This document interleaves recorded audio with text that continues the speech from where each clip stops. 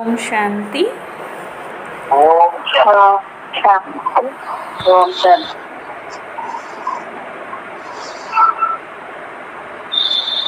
22/12/20 मुरली। मीठे बच्चे, तुम्हें अभी बाप द्वारा दिव्य दृष्टि मिली है।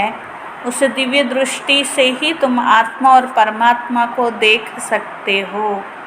బాబా చెప్తున్నారు, మధురమైన పిల్లలు, మీకు ఇప్పుడు బాబా ద్వారా దివ్య దృష్టి లభించింది. ఆ దివ్య దృష్టితో మీరు ఆత్మ మరియు పరమాత్మని చూడగలరు అంటున్నారు. ప్రశ్న, ड्रामा के किस राज को समझने वाले कौन सी राय किसी को भी नहीं देंगे? డ్రామా యొక్క ఏ రహస్యం తెలిసిన వారు ఏ యొక్క సలహా ఎప్పుడు ఎవరికి ఇవ్వరు అని అంటున్నారు. డ్రామా రహస్యం, ఏ రహస్యం తెలిసిన వారు ఏ సలహా అనేది ఇవ్వరు అంటున్నారు. जो समझते हैं ड्रामा में जो कुछ पास्ट हो गया वह फिर से एक्यूरेट रिपीट होगा, वह कभी किसी को भक्ति छोड़ने की राय नहीं देंगे.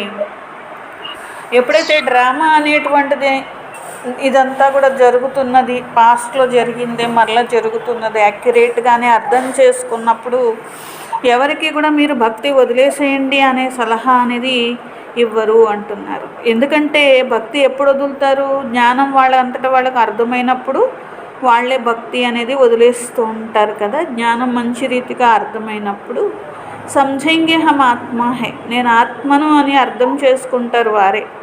బేహద్ బాబాతో వారసత్వాన్ని తీసుకోవాలి అని వారికి అనిపిస్తుంది. ఎప్పుడైతే బేహద్ బాబాని గుర్తిస్తారో అప్పుడు హద్దు విషయాలు అంటే ఈ భక్తి స్వతహాగానే సమాప్తం అయిపోతుంది. ఓం శాంతి. ఓం శాంతి. అప్ని ఆత్మకే స్వధర్మమే బైఠే హో. బాబా అడుగుతున్నారు, ఆత్మ స్వధర్మంలో కూర్చొని ఉన్నారా అంటున్నారు. రుహానీ బాప్ రుహానీ బచ్చోంసే పూछते. ఇలా అడిగేదెవరు? ఆత్మిక తండ్రి ఆత్మిక పిల్లల్ని అడుగుతున్నారు. ఎందుకంటే మీకు తెలుసు, ఒక్క బేహద్ తండ్రినే, वह बेहद का बाप जिसको रूह कहते हैं, सिर्फ उनको सुप्रीम कहा जाता है. బేహద్ తండ్రి మాత్రమే మరి పరమాత్మ ఉన్నారు, వారొక్కరే పరమాత్మ, సుప్రీం ఉన్నారు. సుప్రీం రూహ్ అంటారు, లేక పరం ఆత్మ అంటారు. పరమాత్ముడు అనేవారు తప్పక ఉంటారు కదా. పరమాత్ముడే లేరు అని ఎలా అంటారు? అసలు పరమాత్మ అంటేనే పరమాత్మ, అందరి ఆత్మల కంటే హైయెస్ట్ అని అర్థం. यह भी समझाया गया, मूंझना नहीं चाहिए.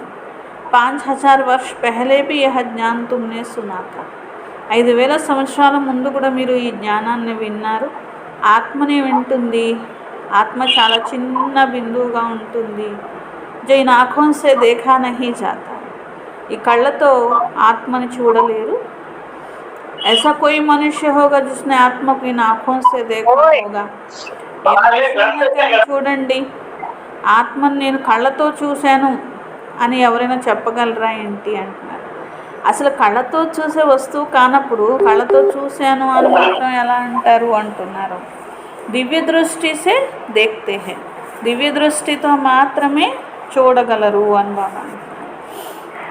సో బి డ్రామా ప్లాన్ అనుసార్, అది కూడా దివ్య దృష్టితో చూడడం కూడా ఎప్పుడు జరుగుతుంది? డ్రామా ప్లాన్ అనుసారంగానే జరుగుతుంది. अच्छा समझो, कोई को आत्मा का साक्षात्कार होता है जैसे और चीज़ देखने में आता. भक्ति मार्ग में भी कुछ साक्षात्कार होता तो इन आँखों से ही, तो वह दिव्य दृष्टि मिलती है. ఆత్మ సాక్షాత్కారమైనా అది కూడా దివ్య దృష్టి. భక్తిలో రకరకాల సాక్షాత్కారాలైనా అది కూడా కొంచెం సేపటి కోసం లభించిన దివ్య దృష్టి. అయితే ఆ దివ్య దృష్టితో అనే నేత్రంతో, అంటే మూడో నేత్రంతో చూసినప్పుడు చైతన్యంగా ఉన్నట్లు అనిపిస్తుంది, కానీ ఇది దివ్య దృష్టితో చూస్తున్నాను అని ఏమీ అనిపించదు. మామూలుగా కళ్ళతో, రెండు కళ్ళతో చూస్తుంటే ఆత్మకి ఎలా అనిపిస్తుందో అలా మూడో కన్నుతో చూసినప్పుడు కూడా చైతన్యంగా ఉన్నట్లుగానే అనిపిస్తూ ఉంటుందన్నమాట. ఆత్మకి జ్ఞానం యొక్క చెట్టు అనేది లభించింది. ఎంతో భక్తి చేస్తూ ఉంటారు భక్తి మార్గంలో, అప్పుడు కానీ వారికి సాక్షాత్కారం అవ్వదు. మీరా ఎంతో భక్తి చేసింది అని చెప్పారు కదా, ఆ భక్తిలో మునిగిపోయి డాన్స్ చేస్తున్నది అని. అయితే నిజానికి ఆమె వైకుంఠాన్ని చూసింది, ఇలా చూసింది, అలా చూసింది అంటారు. నిజంగా అప్పుడు వైకుంఠం ఏమన్నా ఉందా ఏంటి? వాళ్ళు ఏమనుకుంటారు, భక్తిలో వైకుంఠం అనేది వేరే ప్లేస్లో ఉంది, దాన్ని మేము చూస్తున్నాము అని అనుకుంటారు కదా. అసలు వైకుంఠం అనేది మరి మీరా ఉన్న కాలంలో వైకుంఠం ఉంటుందా ఏంటి? వైకుంఠం అంటే సత్యయుగం. यह 500-600 वर्ष हुआ होगा. మీరాబాయి ఉన్నది కూడా ఇప్పుడు ఒక 500-600 సంవత్సరాల క్రితమే కదా. అప్పుడేమన్నా వైకుంఠం ఉందా ఏంటి? వైకుంఠం ఎప్పుడుంది? 5000 సంవత్సరాల క్రితం అయితే ఉంది. ఏదైతే పాస్ట్ జరిగిపోయిందో మరి దాన్నే కదా దివ్య దృష్టితో మరి చూడగలుగుతూ ఉంటారు. అయితే భక్తి చేస్తున్నప్పుడు ఆ భక్తిలో మునిగిపోయి ఉంటూ ఉంటారు, భక్తిలో లీనమైపోయారు అని అంటూ ఉంటారు కదా. ఒకే భావన పెట్టుకొని వారు దానికోసమే మరి సాక్షాత్కారం కావాలని కోరుకుంటారు, లేదా మునిగిపోయి ఉంటారు. వాళ్ళ బుద్ధి పూర్తిగా మునిగిపోయి ఉన్నదనుకోండి ఒకే విషయంలో, ఏ విషయంలో మునిగిపోయి ఉందో అదే రకంగా వాళ్ళకి సాక్షాత్కారం కూడా లభిస్తూ ఉంటుంది. అయితే సాక్షాత్కారం వరకే, ఎందుకంటే వారు అదే రూపంలో మునిగిపోయి ఉన్నారు కాబట్టి వాళ్ళకి ఎదురుగా ఉన్నట్లుగా క్లియర్గా అలా కనిపిస్తూ ఉంటుంది తప్ప ఆ సాక్షాత్కారం కావడం వల్ల వాళ్ళు ముక్తికి పొందుతారు అని మాత్రం అర్థం కాదు. ఒకవేళ మీరా కృష్ణుడిని చూసినా సాక్షాత్కారంలో ఆమెమి కృష్ణుడి దగ్గరికి వెళ్ళదు, భగవంతుడి దగ్గరికి కూడా వెళ్ళదు. ఆ సాక్షాత్కారం యొక్క సంతోషం మాత్రం మిగులుతుంది. ముక్తి జీవన్ముక్తి దారి భక్తి కాదు అని బాబా అంటున్నారు. భక్తి వేరు, ముక్తి జీవన్ముక్తి దారి వేరు. భారతదేశంలో ఎన్ని రకాల గుళ్ళు గోపురాలు ఉన్నాయి చూడండి, ఎన్ని శివలింగాలు పెట్టి ఉన్నాయి. ఒకవేళ అక్కడికి వెళ్ళారనుకోండి ఏమన్నా ముక్తి లభిస్తుందా ఏంటి? ఎందుకంటే అది శివబాబాదే కావచ్చు, శివలింగమే కావచ్చు. అయినప్పటికీ కూడా ఆ శివలింగం దగ్గరికి వెళ్ళి అడిగినంత మాత్రాన ముక్తి లభిస్తుందా ఏంటి? ఎందుకు లభించదు? ఎందుకంటే అక్కడ జ్ఞానం అనేది లేదు కాబట్టి, అది భక్తి కాబట్టి. భక్తి వేరు, జ్ఞానం వేరనమాట. ఇది మీకు మాత్రమే తెలుసు. జైసే ఆత్మ హై వైసే పరంపిత పరమాత్మ. నేను ఒక ఆత్మను, ఎలా ఉన్నానో పరంపిత పరమాత్మ కూడా అలాగే ఉంటారు. సైజు ఒక్కటే, రూపం కూడా ఒకే రకంగా కనిపిస్తూ ఉంటుంది. తండ్రి ఎలాగో పిల్లలు కూడా అలాగే. ఆత్మలందరూ భాయి ఉన్నారు. ఈ శరీరంలోకి ఆత్మ వచ్చింది, పాత్ర వహిస్తున్నది అని అర్థం చేసుకుంటున్నారు. कोई भक्ति मार्ग की दंत कथाएं नहीं हैं, ज्ञान मार्ग की बातें सिर्फ एक बाप ही समझाते. భక్తి మార్గం యొక్క పురాణాలు ఇవన్నీ కూడా వినిపిస్తూ ఉంటారు, పుక్కిటి పురాణాలు. బాబా ఏమీ పుక్కిటి పురాణాలు చెప్పట్లేదు కదా, జ్ఞానం యొక్క విషయాలు చెప్తున్నారు. అర్థం చేయించేవారు బేహద్ తండ్రి, నిరాకారుడు. పూరి రీతి కోయి భీ సమజ్ నహీ సక్తే. వారి గురించి పూర్తిగా ఎవ్వరికి తెలియదు కదా. वो तो सर्वव्यापी है, कहते हैं यहाँ कोई राइट नहीं. बाप को पुकारते हैं, बहुत प्यार से बुलाते हैं. సర్వవ్యాపి అంటారు, ఇలా రకరకాలుగా అంటూ ఉంటారు. బాబా అంటారు ఇదంతా సత్యం కాదు కదా.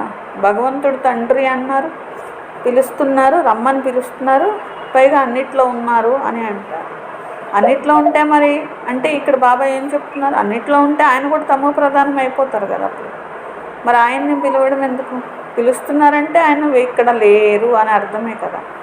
ఎంతో ప్రేమగా పిలుస్తూ ఉంటారు, హే తండ్రి అని పిలుస్తూ ఉంటారు.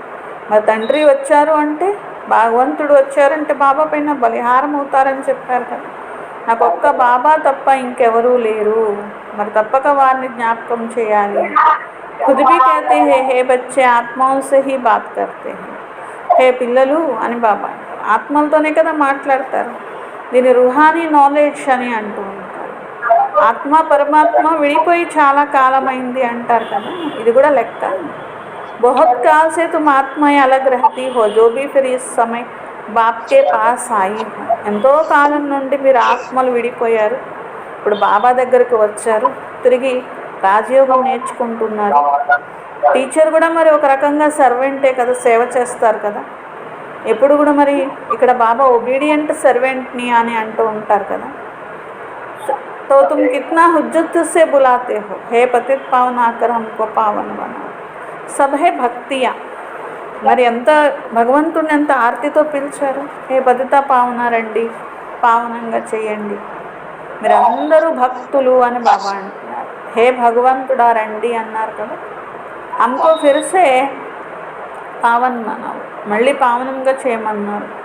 స్వర్గము అంటేనే పావనమైన ప్రపంచం, నరకం అంటే పతితమైన ప్రపంచం. ఇవన్నీ అర్థం చేసుకోవాలి. కాలేజ్ మరియు గాడ్ ఫాదర్లీ ఓల్డ్ యూనివర్సిటీ ఇదే ఉన్నది కదా. లక్ష్యము మనుషుల నుండి దేవతలుగా తయారు కావడము. పిల్లలు నిశ్చయం చేసుకున్నారు, మేము ఈ విధంగా తయారు కావాలి. ఎవరికైతే నిశ్చయం ఉండదో వాళ్ళు ఈ స్కూల్లో వచ్చి కూడా కూర్చోరు. మీ లక్ష్యం అయితే మీ బుద్ధిలో ఉండాలి. బ్యారిస్టర్, డాక్టర్ ఎట్లా అవుతామని వాళ్ళలా గుర్తుపెట్టుకుంటారు. ఎప్పుడైనా మర్చిపోతారా ఏంటి? మర్చిపోరు వాళ్ళు. నేను ఇలా అవ్వాలనుకుంటే అది గుర్తుపెట్టుకుంటారు. నేను డాక్టర్ అవ్వాలనుకుంటే ఎప్పుడు దానికోసమే తప్పించిపోతూ ఉంటారు కదా. అలా చదువుకుంటాను, ఇలా అవుతాను అంటారు. అలాగే మీరు కూడా మీ లక్ష్యం గుర్తుపెట్టుకోండి. మీరు ఇలా ఈ విధంగా తయారు కావాలి అని. ముందు మీకే మీ లక్ష్యం మీద నిశ్చయం లేకపోతే అలాంటి లక్షణాలు కూడా ఎలా వస్తాయి? మేము మనుషుల నుండి దేవతలుగా, నరుల నుండి నారాయణుడిగా తయారవుతున్నాము. ఇదే సత్యాది సత్యమైన సత్యనారాయణ కథ ఉన్నది. ఈ చదువు పరంతు కథా క్యోం कहते బాబా అంటారు, ఒక రకంగా కథ కూడా కాదు, చదువు ఇది. ఎందుకంటే 5000 సంవత్సరాల ముందు ఇలాగే విన్నారు, చదువుకున్నారు, ఇలాంటి పదవి పొందారు. అదంతా గడిచిపోయింది, దాటుకుంటూ వచ్చారు. అందుకనే కథ అన్నారు కదా. ఏదైతే జరిగిపోయిందో చెప్తారో అప్పుడు కథ అంటూ ఉంటారు. ఇది నరుల నుండి నారాయణుడిగా అయ్యే శిక్షణ ఉన్నది. అందుకనే అర్థం చేసుకోవాలి ఇదేంటిది అసలు. కొత్త ప్రపంచంలో ఎలా దేవతలు ఉంటారు, పాత ప్రపంచంలో మనుష్యులుగా అయిపోయారు. ఈ దేవతలే ఇలాంటి మనుషులుగా అయిపోయారు. మరి దేవతల్లో ఏదైతే గుణాలు ఉన్నాయో ఇప్పుడు ఏ మనుషుల్లో కూడా లేవు. అందుకే వారు దేవతలు అంటూ ప్రత్యేకంగా చూస్తూ ఉంటారు. మనుషులు వెళ్ళి దేవతల ముందు నమస్కారం చేస్తారు. మీరు సర్వగుణ సంపన్నంగా ఉన్నారు, మేము పాపులం, నీచులం అంటారు. ఇలా అనేది మనుషులే కదా. దేవతాంకో తో నహీ కహేంగే, దేవతాయితే సత్యుగమే కలియుగమే హోనా సకే. దేవతలు సత్యుగంలో ఉన్నారు, ఈ కలియుగంలో కాదు కదా. పరంతు ఆజ్కల్తో సబ్కో శ్రీ శ్రీ కహ దేతే హై. ఈ రోజుల్లో చూడండి, ప్రతి వాళ్ళకి శ్రీ శ్రీ శ్రీ అనేస్తారు. అసలు శ్రీ అంటేనే శ్రేష్టమైన వారు, పావనమైన వారు, శ్రేష్టాతి శ్రేష్టమైన వారు. అంటే సర్వశ్రేష్టమైన వారు భగవంతుడు, శ్రేష్టమైన వారు దేవతలు, సర్వశ్రేష్ఠులు భగవంతుడు. దేవతలు శ్రేష్టమైన వారు కేవలం సత్యుగంలో ఉంటారు. ఇప్పుడున్న ఏ మనిషిని శ్రేష్టమైన వారని కూడా అనకూడదు. మీరు బేహద్ తండ్రి తుమ్ బచ్చే ఆ బేహద్ కా సన్యాస్ కర్తే. మీరు ఇప్పుడు బేహద్ సన్యాసం చేస్తున్నారు. పాత ప్రపంచం సమాప్తం కాబోతున్నది. అందుకే మీకు వీటితో వైరాగ్యం రావాలి. అక్కడ ఉన్నవాళ్ళు హఠయోగి సన్యాసులు అనబడతారు. ఇల్లు వాకిలు వదిలేసేసి మరి వెళ్తూ ఉంటారు. మళ్ళీ అన్నీ కూడా మళ్ళీ సంపాదించుకొని మళ్ళీ పెద్ద మెహల్ కట్టుకొని ఆ మెహల్లో ఉంటూ ఉంటారు. వారికి అంతా కూడా ఆదాయం అంతా కూడా ఉంటూ ఉంటుంది. లేకపోతే అసలైతే అన్ని సన్యాసం చేశారు అంటే వాళ్ళ లెక్కతో వాళ్ళు చూసుకున్నట్లయితే చిన్న కుటీరం తయారు చేసుకొని ఏ కొండ కోణల్లోకి అడవుల్లోకి వెళ్ళిపోయేటువంటి వారు. అలా చిన్న కుటీరం చేసుకొని అలా వెళ్ళిపోతే వాళ్ళకి ఖర్చే ఉండదు కదా. ఏకాంతం కోసమే అట్లా కుటీరంలో కూర్చొని ఉండాలని కదా వాళ్ళు వెళ్ళిపోయింది. అంతేకాని మెహల్లో ఉందామని కాదు కదా వాళ్ళు వెళ్ళిపోయింది, తపస్సు చేసుకోవడానికి కదా. बाबा भी कुटिया बनी हुई है, कुटिया में सब सुख है. अभी तुम बच्चों को पुरुषार्थ कर मनुष्य से देवता बनना है. బ్రహ్మ బాబా కూడా కుటీరంలోనే కూర్చున్నారు కదా. మరి కుటీరంలో ఎంతో సుఖం ఉంది అని బాబా అంటారు. అంటే పిల్లలు ఎప్పుడైతే మంచి మంచి ఇళ్ళు తయారవుతూ ఉన్నాయో బాబాకి, బాబా ఈ రూమ్లో ఉండొచ్చు కదా, ఇలా ఉండొచ్చు కదా అంటే బాబాకి కుటీరమే బాగుంది అనేవారు అనమాట. అదే బాబా అంటున్నారు, పురుషార్థం చేసి మనుషుల నుండి దేవతలుగా తయారు కావాలి. డ్రామాలో ఏదైతే జరిగిపోయిందో అది మళ్ళీ ఉన్నట్లుగా రిపీట్ అవుతుంది. కాబట్టి భక్తి మీరు వదిలేసేయండి అని ఎవరిని మీరు ఫోర్స్ చేయకూడదు, చెప్పకూడదు. వాళ్ళకి జ్ఞానం అర్థమైతే వాళ్ళే వదిలేస్తారు.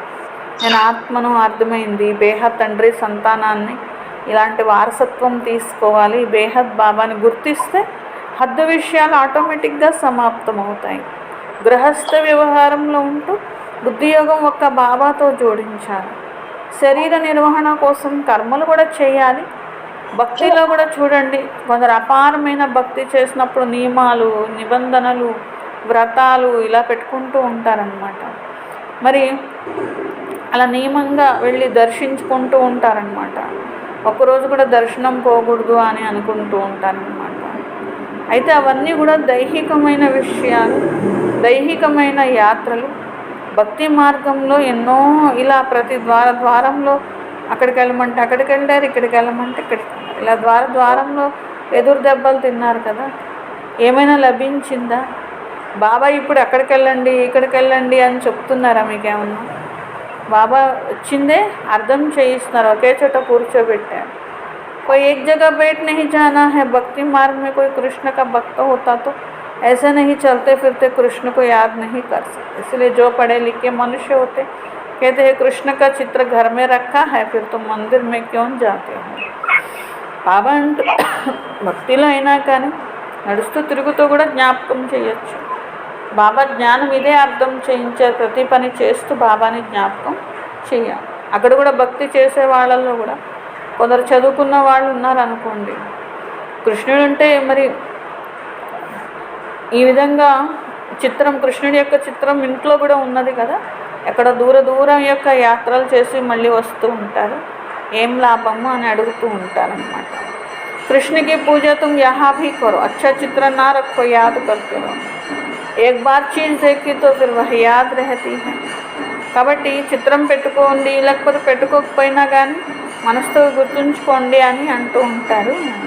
ఒకసారి చూసి గుర్తుంటూ ఉంటుంది కదా, అనుభవం చేసుకున్నాను. శివ బాబాని ఇంట్లో కూర్చొని కూడా పిల్లలు జ్ఞాపకం చేస్తూనే ఉంటారు. అని ఒక్క బాబా దగ్గరికి వెళ్ళినప్పుడు మాత్రమే బాబాని జ్ఞాపకం చేస్తారు, తర్వాత మర్చిపోతారా ఏంటి? అలాంటి విషయం కాదు కదా. ఏ పని చేస్తున్నా, ఏం చేస్తున్నా బాబా పురుషార్థం అనేది చేయించారు కదా. ఇవన్నీ కొత్త విషయాలు. శివబాబా గురించి మనుషులకు అసలు తెలియదు, నామరూప దేశ కాలాలే తెలియదు. తెలియని కారణంగానే అన్నిట్లో ఉన్నాడు అనేస్తారు. ఆత్మ పరమాత్మ ఎప్పుడూ కూడా అవ్వదు అని, ఆత్మని పరమాత్మ అని కూడా అనకూడదు. ఆత్మ యొక్క తండ్రి పరమాత్ముడు అనాలి. ఆత్మ పరమాత్ముడిని జ్ఞాపకం చేస్తుంది అని. కానీ బాబాను గురించి తెలియని కారణంగా ఏం లాభం? అందుకే 7 రోజుల కోర్స్ అన్న చెప్తే కొంచెమైనా తెలుసుకుంటారు.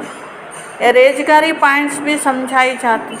बाप ज्ञान का सागर तो कितने समय से सुनते आए, तो क्योंकि नॉलेज है ना, समझाते हो उनको मनुष्य से देवता बनने की नॉलेज मिलती है.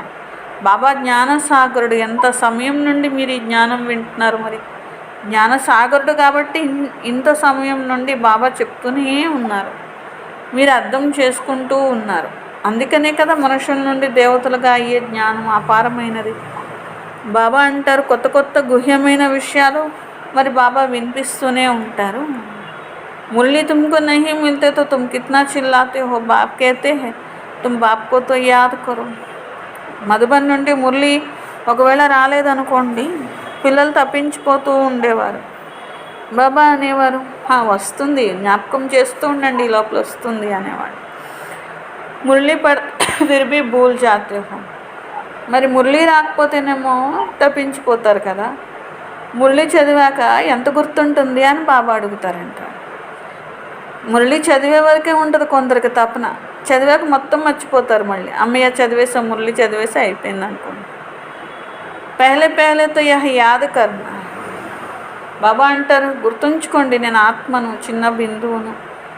ఆత్మను గురించి మీరు అర్థం చేసుకోవాలి కదా. ఒకరి ఆత్మ ఏదో వెళ్ళిపోయింది అనుకోండి, మరి ఇంకో చోట వెళ్ళి జన్మ తీసుకుంటూ ఉంటుంది. నేను ఆత్మను కూడా అలాగే శరీరాలు వదులుతూ జన్మలు తీసుకుంటూ వచ్చాను. పతితంగా అపవిత్రంగా చివరికి ఆత్మ అయిపోతుంది అని. ఫస్ట్ ఉన్నది ఏంటిది? పవిత్రమైన గృహస్థ ధర్మం అంటారు. లక్ష్మీనారాయణుడు ఇద్దరు పవిత్రంగా ఉండేవారు. తర్వాత అపవిత్రంగా అయిపోయింది, ఆత్మలన్నీ అపవిత్రంగా అయిపోయింది, లక్ష్మీనారాయణుల ఆత్మలతో సహా. మరలా ఇప్పుడు అందరూ పవిత్రంగా అవుతున్నారు వారితో సహా. క్యా అపవిత్ర సే పవిత్ర బని, या पवित्र जन्म लिया. बाप बेट समझाते कैसे तुम पवित्र थे. మరి పవిత్రమైన జన్మ అంటే పవిత్రంగా అవ్వాల్సిందే కదా. ఒకప్పుడు ఎలా పవిత్రంగా ఉన్నారనేది బాబా చెప్తారు. మళ్ళీ వికారాల మార్గం ఎంచుకున్నాక అపవిత్రం అయిపోయారు. పూజారులు అంటే అపవిత్రులు, పూజ్యులు పవిత్రులు. మొత్తం ఓల్డ్ యొక్క హిస్టరీ మీకు గుర్తుండాలి. ఎవరెవరు ఎప్పుడు రాజ్యం చేశారు, ఎలా ఎలా నడిచింది, ఎవరికి ఎలా రాజ్యం లభించింది, ఇవన్నీ మీకు అర్థమవుతున్నాయి కదా. మీకు తప్ప ఎవరికి తెలియదు. మీ వద్ద కూడా ఇంతకుముందు రచయిత యొక్క జ్ఞానం లేదు అనేవారు కదా. అంటే నాస్తికులుగా ఉండేవారు. తెలియని వారు అంటే నాస్తికులు. మరి నాస్తికత్వంలో దుఃఖం ఉంటుంది పిల్లలు. ఇక్కడ మీరు వచ్చింది దేవతలు అవుతున్నారు. ఎంత సుఖీగా తయారవుతారు. దైవీ గుణాలు కూడా ఇక్కడ ధారణ చేస్తారు. ఒక్క బ్రహ్మ సంతానం, ప్రజాపిత బ్రహ్మ సంతానం, భాయి బహన్, సోదర సోదరీలు. చెడు దృష్టి కూడా మీ దగ్గర లేదు కదా. ఇదే మీరు ఇప్పుడు శ్రమ పడేదంతా కూడా ఇదే. వికారాలు తొలగించుకోవడం, ఆత్మాభిమానిగా బాబాని జ్ఞాపకం చేయడం. ఆంखें बड़ी क्रिमिनल है, सब आँखों से क्रिमिनल है आँखें, सब अंगों से क्रिमिनल है आँखें. ఈ కళ్ళు మరి క్రిమినల్గా అయిపోతూ ఉంటాయి కదా. అన్ని కర్మేంద్రియాలకు, చెవులు, నోరు, వీటికంటే కూడా ముఖ్యంగా కళ్ళు అని బాబా అంటారు. దేహాన్ని చూసేస్తారు. ఆత్మను చూడటం మానేసి దేహం వైపే దృష్టి పెట్టుకుంటే మరి కళ్ళు క్రిమినల్గా అయిపోతాయి కదా. ఆత్మని చూడండి అని బాబా డైరెక్షన్ ఇస్తారు. అర్ధకల్పాన్ని నుండి క్రిమినల్గానే అయిపోయారు. అర్ధకల్పం మళ్ళీ సివిల్గా అవుతారు. అంటే పవిత్రమైన దృష్టి ఉంటుంది. సత్యుగంలో ఆత్మిక దృష్టి ఉంటుంది, ఆత్మిక అనుభవం ఉంటుంది. కానీ దేహాన్ని వారు చూడరు. तो सतयुग में क्रिमिनल नहीं रहती हैं. आँखें क्रिमिनल है तो असुरी कहलाते हैं. దేహ భ్రాంతి ఉండి దేహాన్ని చూసేవారిని, చెడు దృష్టి ఉన్నవారిని అసురులు అని అంటారు. బాబా స్వయంగా చెప్తున్నారు, నేను ఇప్పుడు మరి పావనంగా చేయడానికి వచ్చాను. ఎవరు బద్ధంగా అయితే వారినే కదా చేస్తారు. మరి ఇక్కడ మనుషులైతే నేనే భగవంతుడిని అని చెప్పుకుంటుంటే ఇంకా పతితులని ఎలా చెప్పబడతారు? వాళ్ళు చెప్పుకోవట్లేదు కదా. నేనే భగవంతుడిని అంటున్నారు. అంటే పవిత్రతా సాగరుడైన నేనే భగవంతుడిని అని చెప్పుకుంటున్నారు కదా. వృక్షం చూడండి, లాస్ట్ స్థాయికి వచ్చేసరికి ఎంత తమో ప్రధానమైపోయి చివరికి వచ్చి నిలబడింది. మళ్ళీ తపస్సు చేస్తున్నారు. సత్యుగంలో లక్ష్మీనారాయణ డినైస్టీ నడుస్తుంది. संवत भी लक्ष्मी नारायण से गिना जाएगा. इसलिए बाबा कहते लक्ष्मी नारायण का राज्य दिखाते हो तो लिखो. సంవత్సరం కూడా ఈ లక్ష్మీనారాయణ యొక్క శకం మరి మొట్టమొదటి సత్యుగము ఇక్కడ నుండి మొదలైంది. లక్ష్మీనారాయణ సింహాసనం మీద ఎక్కారు. तो लिखो तो 1250 वर्ष बाद त्रेतायुग है. 1250 సంవత్సరాలు మీరు తరతరాలు 8 తరాలు నడుస్తాయి. ఆ తర్వాత త్రేతాయుగం మొదలవుతుంది. కానీ శాస్త్రాలు ఇలా రాయలేదు. లక్షల లక్షల సంవత్సరాలు, వేల వేల సంవత్సరాలు రాశారు. భగవంతుడు చెప్పినటువంటి జ్ఞానానికి, భక్తిలో రాసిన శాస్త్రాలకి రాత్రి పగలంత తేడా ఉంది. బ్రహ్మరాత్రి అంటారు కదా. ఈ రాత్రి సమయంలో అర్ధకల్పం నడిచింది. బ్రహ్మ పగలు అర్ధకల్పం. ఇవన్నీ బాబానే చెప్తాను. అన్నీ చెప్పి బాబా అంటారు, మధురమైన పిల్లలు స్వయాన్ని ఆత్మగా భావించి బాబాని జ్ఞాపకం చేయండి. అలా చేస్తూ చేస్తూ పావనంగా అవుతారు అని. అంతమతి సోగతి లభిస్తుంది. बाबा ऐसे नहीं कहते हैं यहाँ बैठ जाओ. सर्विसबल बच्चों को तो बिठाएंगे नहीं. सेंटर्स, म्यूजियम आदि खोलते रहते हैं. బాబా అందరూ వచ్చేసి నా దగ్గర కూర్చునిపోండి అన్నారు కదా. సర్వీస్ ఎవరు చేస్తారు? అప్పుడు విశ్వమంతా వ్యాపించి ఉన్న పిల్లలే కదా చేయాలి. మరి వారి తన మనస్తనంతో చేయాలి అంటే బాబా వచ్చేసి ఇక్కడ కూర్చుండి అంటే కుదరదు కదా. సెంటర్స్ తెరవాలి, మ్యూజియం తెరవాలి, అందరికీ జ్ఞానం చెప్పాలి, ఎంతోమందికి ఇన్విటేషన్ పంచుతూ ఉండాలి. ఆఖర్ గాడ్లీ బర్త్ రేట్ విశ్వక బాద్షాహీలో రండి, మీ ఈశ్వరీయ జన్మసిద్ధ అధికారం పొందండి, విశ్వరాజ్యము అని ఇన్విటేషన్ అందరికీ ఇవ్వండి అంటున్నారు. మీరు ఇప్పుడు బాబా పిల్లలు అయ్యారంటే మీకు వారసత్వానికి అధికారులు అయినట్లు వాళ్ళను కూడా తయారు చేయాలి. స్వర్గ రచయిత మీకు స్వర్గ వారసత్వం అనేది ఇస్తున్నారు అని. ఏకహీ బార్ స్వర్గకి స్థాపన కర్నే ఆతే. ఇప్పుడు మాత్రమే బాబా స్వర్గాన్ని స్థాపన చేయడానికి వస్తారు. చక్రం ఇలాగే తిరుగుతుంది. మనుషులైతే ఒక్కొక్కరు ఒక్కొక్క మతం చెప్తారు. అనేక మాటలు, అనేక విషయాలు, అనేక మతాలు, ఇన్ని మతమతాంతరాలు అంటారు కదా. ఇది ఒక్కటే అద్వైత్వ మతము, ఒక్క బాబా ఇచ్చేది. బాబా ఒకటే చెప్తారు కానీ రకరకాలు చెప్పరు కదా. ఈరోజు ఒకటి చెప్పి రేపు కాదని ఇంకోటి చెప్పి అట్లా చెప్తారంటే ఒక్కటే అద్వైత్వ మతము, శ్రేష్ఠ మతం. దేవతలుగా అవ్వడం కోసం ఇస్తున్నారు ఇది. ఈ వృక్షం ఎంత విస్తరించిపోయిందో, సృష్టి అంతా, సృష్టి వృక్షం, మానుష్య వృక్షం అంతా ఎంత విస్తరించిపోయింది. ఎన్ని కొమ్మలు, ఎన్ని దేశాలు, ఎంతమంది మనుషులు, ఎన్ని ధర్మాలు, ఎంత విస్తరించిన వృక్షమో చూడండి అంటున్నారు. మొట్టమొదట సత్యుగం ఉన్నప్పుడు ఏకమతము, ఏకరాజ్యము అనేది ఉన్నట్లు కదా. ఇప్పుడు మొత్తం విశ్వం పైన మళ్ళీ వీరే రాజ్యం చేస్తారు. ఇదన్నీ తెలుసు మీకు. విశ్వానికి అధికారిగా అవ్వడం, 84 జన్మలు తీసుకొని నిరుపేదలు అయిపోవడం, మృత్యువు పైన మళ్ళీ మీరు విజయం పొందుతున్నారు. అక్కడ అకాల మృత్యువులే ఉండవు, ఇక్కడైతే ఊరికే మృత్యువు కనిపిస్తూ ఉంటుంది. నలువైపులా మృత్యువే మృత్యువు. वहाँ ऐसे नहीं होता, पूरी ఏజ్ లైఫ్ చల్తీ హై. అక్కడ అలా ఉండదు, పూర్తి ఆయుష్, పూర్తి జీవితం అనేది ఉంటుంది. ఈ భారతదేశంలో మరి ప్యూరిటీ, పీస్, ప్రాస్పరిటీ అన్నీ ఉండే, పవిత్రత, సుఖము, అన్ని శాంతి అన్నీ ఉండేటువంటివి కదా. 150 సంవత్సరాల యావరేజ్ ఆయుష్ ఉండేటువంటిది. అవి కిత్నీ ఆయు రహతీ హై. ఇప్పుడు చూడండి 150 సంవత్సరాలు ఎవరికైనా ఉంటుందా? అది కూడా కరెక్ట్గా ఉంటుంది ఇన్ని సంవత్సరాలే అని కూడా ఎవ్వరు చెప్పలేరు. ఈశ్వరుడు ఇప్పుడు మీకు యోగాన్ని నేర్పిస్తున్నారు. योगेश्वरలుగా చేశారు కదా. सत्य वहाँ थोड़े ही कहेंगे, समय तुम योगेश्वर हो, तुमको ఈశ్వర్ రాజయోగ్ సిఖా రహే. సత్యుగంలోకి వెళ్ళాక యోగేశ్వర్లు అనరు. ఇక్కడ ఈశ్వరుడి దగ్గర రాజయోగం నేర్చుకుంటున్నారు కాబట్టి ఇక్కడ యోగేశ్వర్, రాజరాజేశ్వర్లు అంటే సత్యుగంలో. అలా తయారు కావాలి. ఇప్పుడు జ్ఞానేశ్వర్లు, యోగేశ్వర్లు అంటారు. భవిష్యత్తులో రాజేశ్వర్, రాజులకు రాజు అని అనడానికి రాజేశ్వర్లు అని అంటారు. అచ్చా, मीठे मीठे सिखलते बच्चों प्रति माता पिता बाप दादा का याद प्यार और गुड मॉर्निंग. रूहानी बाप की रूहानी बच्चों को नमस्ते. हम रूहानी बच्चों की रूहानी बाप दादा को याद प्यार गुड मॉर्निंग. मेरा बाबा, प्यारा बाबा, मेरा बाबा,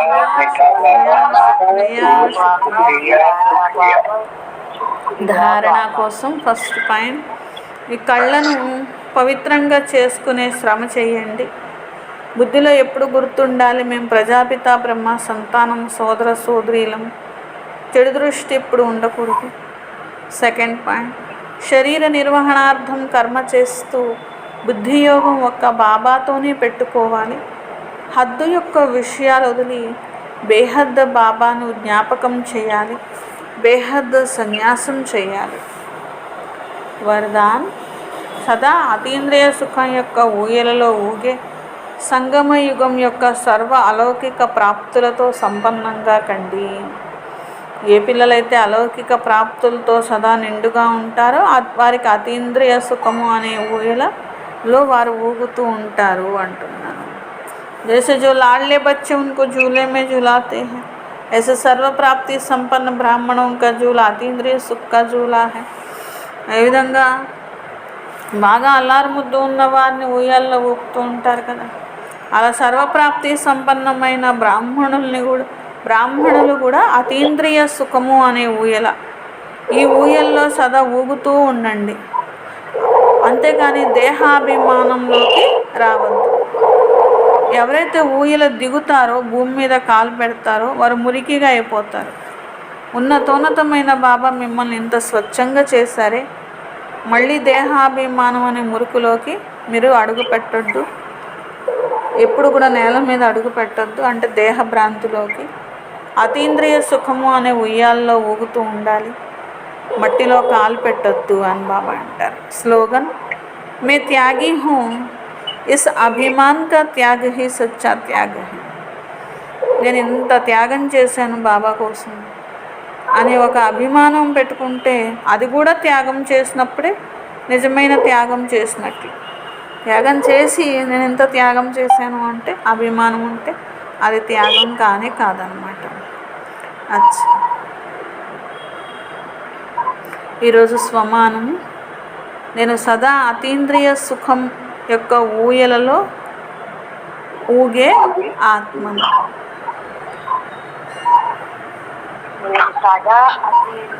అతీంద్రియ సుఖము ఊయలలో అతీంద్రియ సుఖం అనేది ఊయల అనమాట. అతీంద్రియ సుఖం అనే ఊయలలో ఊగే ఆత్మను.